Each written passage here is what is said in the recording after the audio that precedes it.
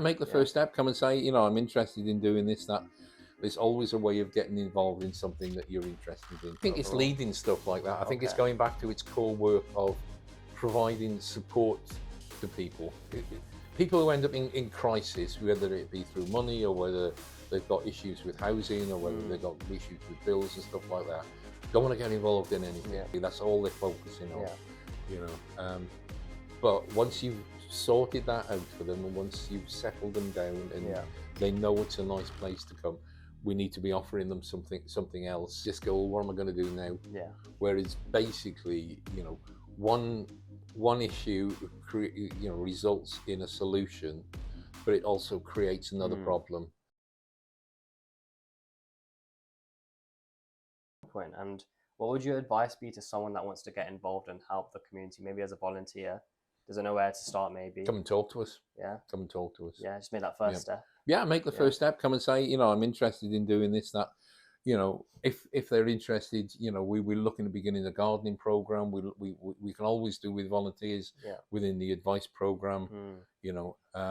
We've got a number of women's programs running and stuff like that. Come and talk to us.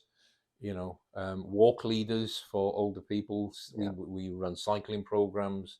There's always a way of getting involved in something that you're interested in, and we can, it might not happen overnight. You have to be a little bit patient because we have to know who you are. We have to sort of go through a number of hoops in recruiting volunteers and looking at that. We have to look at your skills and whether you can, it's not whether you can be trusted with people, but it's how you're going to manage it, how you're going to plan it, how we can work with you to do that. But yes, come and talk to us. Okay, nice. And going forward, is there any personal goals you would look for that you'd want to see in ACP developing over the next few years? My personal goal within ACP is we have a magnificent garden out the back, which has got a very big lawn, a performance stage, bit of an allotment, and I want to turn that into a place where people can come and learn how to grow things. Not really wanting to call it a therapeutic garden. Its working title is you can do this at home garden. So they can come and learn how to grow things from seeds. That's quite a good idea. Learn how to take cuttings, share that. And once you get people together, they start talking. And something that came up yesterday in conversation is there are a number of plants and a number of food plants that people can grow from seeds within the British climate that come from some of the subcontinent and stuff like that. How do you do that? How do you start growing little bits of your own food? Some people haven't got big gardens in this area, but I've seen houses that have got pots outside and flowers growing. Let's start doing that, and then perhaps once we've sorted that out here, they can take it back to their house. But also we can then start talking to the parks department. We've got a park opposite us. I'm not saying we take it over, but we can do bedding plants over there. We can get people looking utilize that. And we can because once you start getting people looking after certain areas, then youngsters start going, you can't do that because that's aunties. That's aunties flower bed. Leave it alone. And suddenly there's this ownership of areas and stuff like that, and people start being a bit more proud of the area, but there's this buy-in. It's like a domino effect. Well, it is, because it's not oh well, the council should be doing all the flowers in the park. We've got a volunteer group. We've got 10 volunteers who go around and do the flowers, and we can grow them here. We can take them over there. We can do the bits and pieces. We have walkers going around, and stuff like that. You start reclaiming the area by people doing stuff there, and not and through volunteers and through us managing the volunteers and developing stuff. And we start reclaiming the area. We don't expect the council to do everything for us. We start changing that mindset. No, that sounds like a very good vision. And on a more kind of general note, where would you see ACP as an organization, or like to see them in 5 to 10 years from now? Is it doing more of what you're doing now, or is there a future vision? I think it's leading stuff like that. I think it's going back to its core work of providing support to people, because people who end up in crisis, whether it be through money or whether they've got issues with housing or whether they've got issues with bills and stuff like that, don't want to get involved in anything, because basically that's all they're focusing on, but once you've sorted that out for them, and once you've settled them down and they know it's a nice place to come, we need to be offering them something else. And that might be a little art class, it might be a yoga class, well, it might be anything, it's do Bhangra dancing and stuff like that. So if they can just come for 5-10 minutes, a garden where they can just come and sit for, if they just want to get out of the chaos of the house. Nobody they don't have to come and do anything. They just need to come and sit there for 5 minutes and whatever. And once we've got them, then we can start working with them on some of the other issues. And when we go, do you want to do a litter pick on the Saturday? They'll go, because I want to tidy up my area. I want my area to look nicer. Step by step, they can start. It's small, it's small step. And I would want to see ACP leading on that.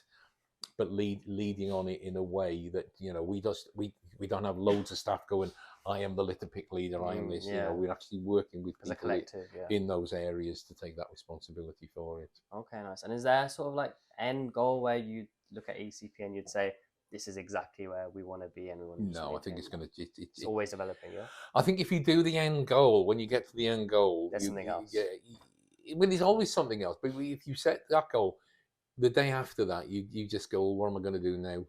Whereas basically, one issue results in a solution, but it also creates another problem, and it's identifying how you work through all those programs and stuff like that. Because you may have somebody coming in who I don't know, who wants to run the football team, girls football team, or whatever, in this area. No, that's a long journey. But there's always somewhere else you can go. Let's work with them to look at how you can actually do that and stuff like that. So Okay, nice. We're going to move on to the word association section of this. I'm going to give you a word or a phrase. I want you to say the first thing that kind of comes to your mind, or a sentence if you want to expand on it a bit. You ready for this? Yeah, go on. So the first word I'll give you is ACP. Community focused. Community focused organisation in Sparkbrook, run by local people. Okay, nice. The word success. Success.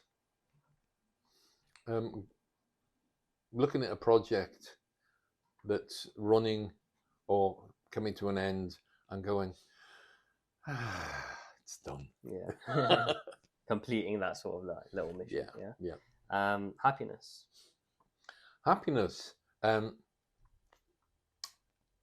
Sitting in room, I think it's room 23 in the National Gallery, looking at Turner's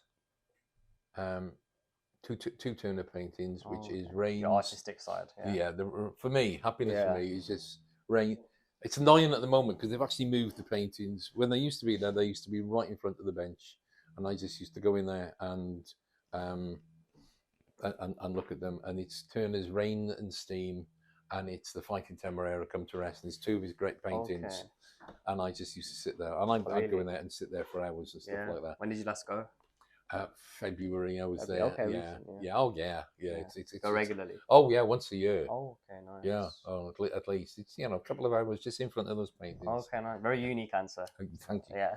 And strangely, in one of the Bond films, I think it's the first one, Casino Royale, when he first meets the new Q. It's that room that they filmed. Is it? Yeah, it's that room that they filmed it in. I didn't realise that. So, but no, it's that for me is I could spend quite a bit of time. Yeah. Yeah. Okay, nice. The next word is life. Life. Life as an aspirational thing. My aim would be to do more work around my art and around my my weaving, and to actually try and finish off a few pieces. There's a number of pieces at home which are like 75% finished. And I've had a couple on exhibition and stuff like that. But life would be more art, less community development. Yeah, true artist. Yeah. Well, my background is in art. Okay. My degree was in sort of fine art and education. Oh, really? Yeah. But it's, yeah, and I did have a few exhibitions in the 80s. But then people started paying me more than I was ever going to earn as an artist. Yeah. So things just moved. And I enjoyed the community engagement, the community development side of it. So I wasn't doing something I disliked. Yeah. It was just another different passion. Yeah, it was just that the art wasn't ever going to pay me what local authorities were paying me. Yeah. No, okay. So it was a choice. Yeah. And the final one is going to be Ted Ryan. Yeah. I think the future Ted Ryan is going to try and split more between work and art and stuff like that. Okay. Keeping that good balance. Yeah. Yeah. Getting back to the balance. Yeah. Oh no.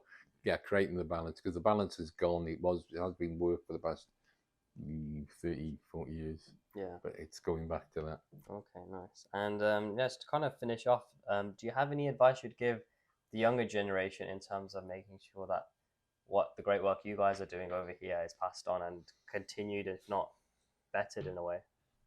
I think for the younger generation is, it sounds like an old man talking, when you say it, but it's like, come and talk to us, because something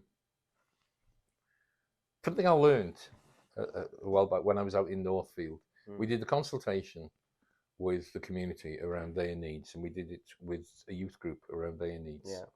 And the older people wanted, the issues were the police, public transport, street lighting. Yeah. And the issues for the youth were the police, public transport, the street lighting.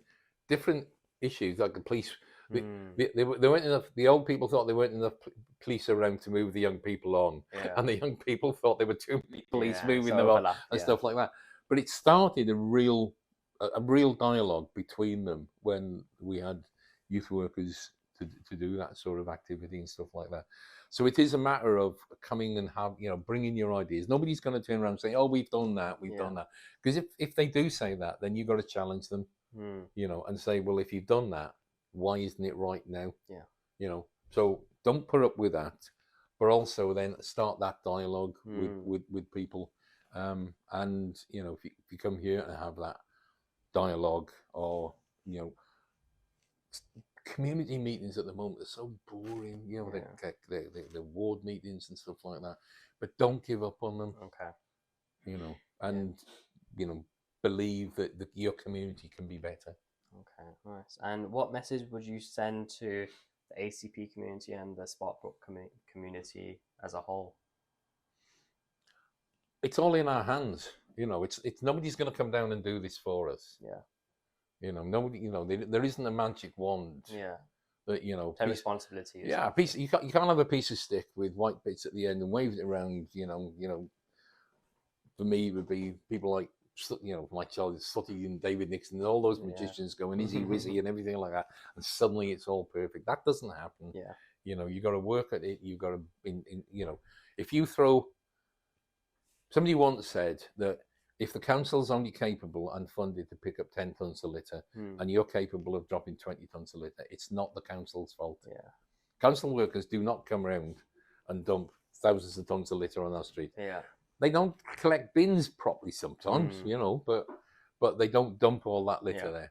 Yeah. That's our responsibility, and it's down to that community. Okay, brilliant. Well, it's been great speaking to you. Thank you for the opportunity to interview you. Yeah, thank you very much. And thank you everyone for watching as well. Make sure you like, comment, and subscribe if you want to see the next episode.